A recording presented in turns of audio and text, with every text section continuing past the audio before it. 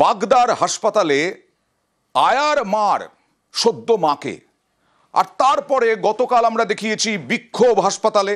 গতকাল দেখিয়েছিলাম 22শে মে 2025 কি বলেছিলেন, তদন্ত হবে, তদন্ত কমিটি গঠন হবে। আগে দেখাই পরিবার কি বলেছিল। আমার বৌমা বাচ্চা কাচ্চা হবে, হসপিটালে নিয়ে যাওয়া হইলো, বাচ্চা বের করছে, কিন্তু বের করার সময় ওই জ্বালা যন্ত্রণা ভোগ করছে, তখন ওরে মারধর করছে। ওই আমার বৌমাকে মেরেছে ওই আয়ামাসি। আমরা অভিযোগ করছি, এর বিচার চাই, ডাক্তার থেকে নার্স, আমার ওই আয়ামাসি সবাই আমার বিচার চাই। আমরা একটা লিখিত অভিযোগ পেয়েছি এবং আমরা কনসার্ন আমার যে higher authority deputy CMO sir এবং সিএমও স্যারকে আমরা জানিয়েছি। যার বিরুদ্ধে অভিযোগ তাকে আমরা অলরেডি হসপিটালের ক্যাম্পাসের মধ্যে আসতে আমরা অলরেডি বারণ করে দিচ্ছি।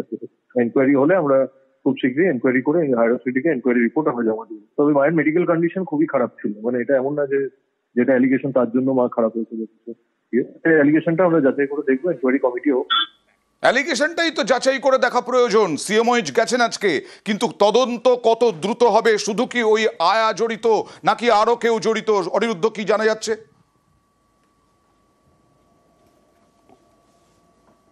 দেখো, একদমই পরিবারের যেটা অভিযোগ যে শুধু আয়াই নয়, এমনকি ওই রুগী অর্থাৎ এই প্রসূতি মা যখন তার বাচ্চা প্রসবের পরে অসুস্থ অবস্থায় ছিলেন, সেই সময় পরিবারের পক্ষ থেকে নার্সদেরকেও ডেকেছিলেন এবং নার্সরা কর্ণপাত করেনি পরিবারের কথা, তেমন কিন্তু অভিযোগ করছেন পরিবারের পক্ষ থেকে। এবং সেই বিষয়ে লিখিত অভিযোগ জানিয়েছে পরিবারের পক্ষ থেকে বিএমওইচের কাছে। বিএমওইচ গতকালই জানিয়েছিলেন যে এই বিষয়ে তদন্ত কমিটি গঠন করা হবে। সেই তদন্ত কমিটি যে রিপোর্ট দেবে দ্রুত সেই রিপোর্টের ভিত্তিতে ব্যবস্থা। একদমই আজ এসিএমওইচ এই বিষয়ে তদন্ত করবার জন্য বাগদা গ্রামীণ হাসপাতালে পৌঁছায়। এসিএমওইচ রীতিমতন বৈঠক করে নার্সদের সঙ্গে, ডাক্তারদের সঙ্গে, এবং তারপরেই এসিএমওইচ কিন্তু জানিয়েছেন যে এই বিষয়ে সঠিকভাবে যে রিপোর্ট আসবে সেই রিপোর্টের ভিত্তিতে যারা দোষী সাব্যস্ত হবে তাদের বিরুদ্ধে ব্যবস্থা নেওয়া হবে এবং এরপরে যে পদক্ষেপ গ্রহণ করা হবে সেই পদক্ষেপের বিষয়ে কিন্তু ঊর্ধ্বতন কর্তৃপক্ষ অর্থাৎ সিএমওইচ এই বিষয়ে যা পদক্ষেপ গ্রহণ করবার জন্য জানাবেন। পদক্ষেপ গ্রহণ করা হোক, কারণ সিএমওইচ নন, আজকে এসিএমওইচ গিয়েছিলেন এবং সেই তারপরে কি পদক্ষেপ আমরা কিন্তু নজর রাখবো তোমার মাধ্যমে। আমাদের ডিপার্টমেন্টাল ইনকোয়ারি হচ্ছে, সেই ব্যাপারে এসেছিলাম। না, সেরকম কোনো তথ্য আমরা পাইনি। অভিযোগ হয়েছে, আমরা ডিপার্টমেন্টালি দেখছি, এটা যা হবে সিএমও স্যার জানাবো। আপনারা যেটা বলছেন যে নার্সদের অভিযোগ, নার্সদের ব্যবহার নিয়ে, সেরকম আমার কাছে অভিযোগ নেই। তবুও আমি ওদেরকে বলবো যাতে সবার সঙ্গে খুব ভালো ব্যবহার করে। আমি বিএমও সাহেবকেও সেটাও আবেদন করেছি যাতে সবার সঙ্গে খুব বন্ধুত্বপূর্ণ ব্যবহার থাকে। না, আয়া তো অফিসিয়ালি আমাদের কোনো নেই, থাকার কথাও না। বার্থ অ্যাটেন্ডেন্ট হিসাবে, পেশেন্টের বাড়ির লোক হিসাবে ঠিক করা থাকে। এক আজব কাণ্ড, হাতির তাণ্ডব, বাঘের, চিতাবাঘের তাণ্ডব সব দেখাই। মাছির উপদ্রব দেখুন, জলপাইগুড়ির রাজগঞ্জে কি কিলবিল করছে মাছি। একেবারে ঘরে বাইরে মাছির জ্বালায় অতিষ্ঠ মানুষ। কেন মাছির উপদ্রব এরকম? পোলট্রি ফার্ম থেকে মাছির উৎপাতের অভিযোগ। পরিস্থিতি মোকাবিলায় তৎপর প্রশাসন, এলাকায় মেডিকেল ক্যাম্প স্বাস্থ্য দফতরের।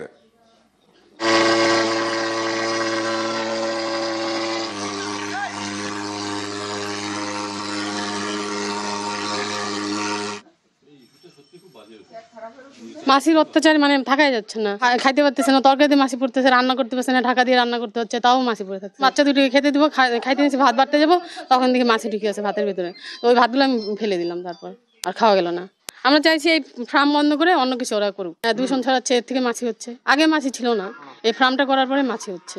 হগিং করার জন্য একটা করা হয়েছে, যাতে করা যায়, ফ্লাইটাকে কন্ট্রোল করতে পারলে মোটামুটি অনেকটা হবে। সেই জন্য সেটাকে আমরা করেছি আর কি, হগিং করার জন্য। মেডিকেল একটা ক্যাম্পও আমি বসিয়েছি যাতে সেগুলোকে করা যায়, প্রপার ডিসপোজাল ছাড়া, ওয়েস্ট মেটেরিয়াল ডিসপোজাল ছাড়া পদক্ষেপ হবে। হ্যাঁ, পদক্ষেপ নেওয়া হয়েছে। আর এটা শুরুতেই বলছিলাম না, হাতির তাণ্ডবের কথা। ফালাকাটায় হাতির তাণ্ডব, বিভিন্ন জায়গার মতো ফালাকাটাতেও এই দেখুন কলা গাছগুলো শেষ করে দিয়েছে একেবারে। জঙ্গলে খাবার নেই, জঙ্গল কেটে সাফ হয়ে যাচ্ছে, জঙ্গলে খাবার নেই, তাই চলে আসছে লোকালয়ে। হাতির হানায় নষ্ট কলা বাগান, চাল কুমড়ো, ভুট্টাও সাবার হাতির দলের।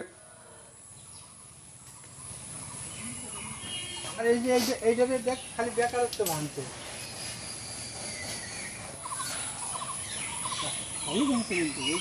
কটা হাতি আসছে? 3টা হাতি আসছে। অনেক কলা গাছগুলা ভাঙছে, তাদের মধ্যে কলার পীর ছিল, পীরগুলা ভাঙছে। পাশে কাঁঠাল গাছ ছিল, ওই কাঁঠাল পাইরা কাঁঠাল খাইছে, ভাঙছে। বের হইতে ভয় লাগে। আমার ভুট্টা উঠানো ছিল 2টা টাল, তাই একটা টাল তো একদম প্লাস্টিক উদলা করে দিছে, দেওয়ার পরে তো সারা রাত্র ভুট্টা ভিজছে। আর আমি তো ভয়ে আতঙ্কে মানে ঘর থেকে বের হতে পারি নাই। পরে ডিপার্টমেন্টে এসে বোম টম ফুটাইলো, পরে ফোটানোর পরে মানে গেল আর কি। আমার পাশে জমিতে ওই চাল কুমড়া ওই মানে ব্যাগ ভর্তি ছিল, আইসা দেখে একটা চাল কুমড়া ব্যাগে নাই, সব হাতিতে খায় নিছে। এবার এক শিক্ষকের অভিনব উদ্যোগ দেখুন।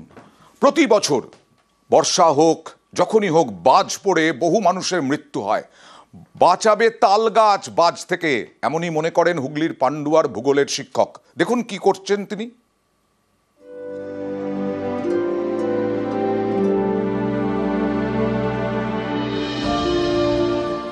ইনি ভাস্কর মণ্ডল, হুগলির পান্ডুয়ার রানাগড় হাই স্কুলের ভূগোলের শিক্ষক।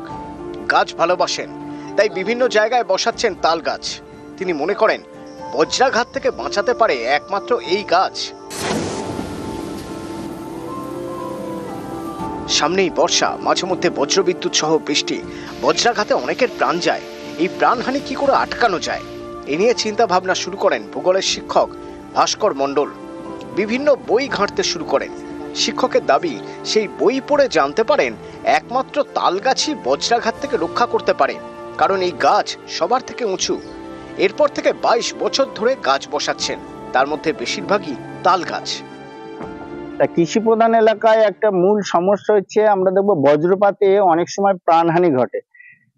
বিভিন্ন জার্নালে আমি দেখেছি বা বিজ্ঞানী গবেষণায় দেখা গেছে যে তাল গাছ যদি মাঠের মাঝখানে বা পাশাপাশি থাকে, তাহলে বাজ পড়া থেকে মানুষ রক্ষা পায়, জীবনহানি থেকে রক্ষা পায়।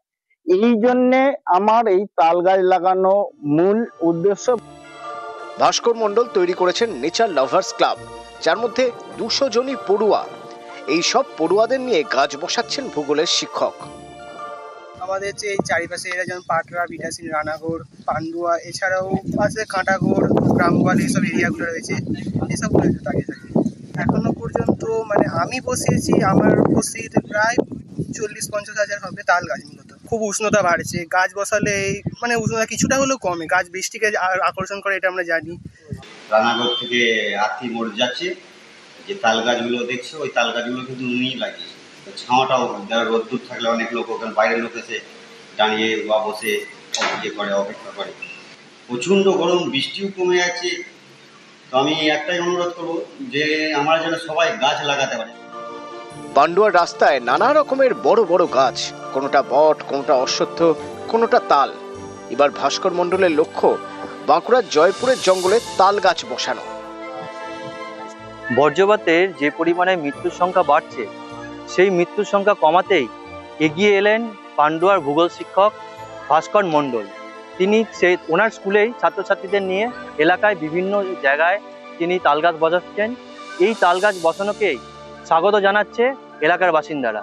পান্ডুয়া থেকে সোমনাথ ঘোষ, নিউজ 18 বাংলা। 196টি ওষুধ, 196টি ওষুধ, ভাবতে পারছেন? এর আগেও বেশ কিছু নিত্য প্রয়োজনীয় ওষুধ বাতিল হয়েছে, আবারও 196টি ওষুধ ফেল করলো ড্রাগ কন্ট্রোলের পরীক্ষায়। নিত্য প্রয়োজনীয় কথা বলবো প্রতিনিধি অভিজিতের সঙ্গে। অভিজিৎ, এখানে নিত্য প্রয়োজনীয় ওষুধ কি ক ধরনের?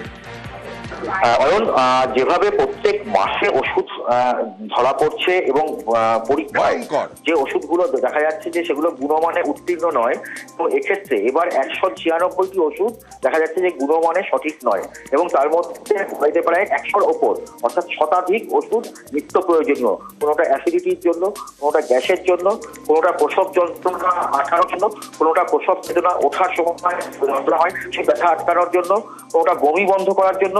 অর্থাৎ যে ওষুধগুলো প্রত্যেক সময় আমাদের লাগে, সেই ওষুধগুলোকেই কিন্তু দেখা যাচ্ছে যে সেগুলো সঠিক গুণমানে নয়, এবং সেই কারণেই 196টি ওষুধ এবং তার বাইরেও আরো 2টি ওষুধ দুটি ওষুধ দেখা যাচ্ছে যে অ্যানিমিয়া আটকানোর একটি ওষুধ, ভিটামিন D3-র একটি ওষুধ, সেই দুটি সম্পূর্ণ জাল বলে পরিগণিত হচ্ছে এবং সিবিএসইও central drug standard control organization তারা যেভাবে পরীক্ষা করছে এবং রাজ্য ড্রাগ কন্ট্রোলও পরীক্ষা করছে, দেখা যাচ্ছে একের পর এক ওষুধ সেগুলো সঠিক গুণমানের নয় এবং কোনো কোনো ক্ষেত্রে জালগুলো প্রমাণিত হচ্ছে। ভয়ঙ্কর জায়গায় পৌঁছচ্ছে, এক একটা দিন যেন একেবারে ওষুধের বাতিল খাতায় চলে যাচ্ছে, জাল ওষুধ বেরোচ্ছে, ফেল করছে পরীক্ষায়।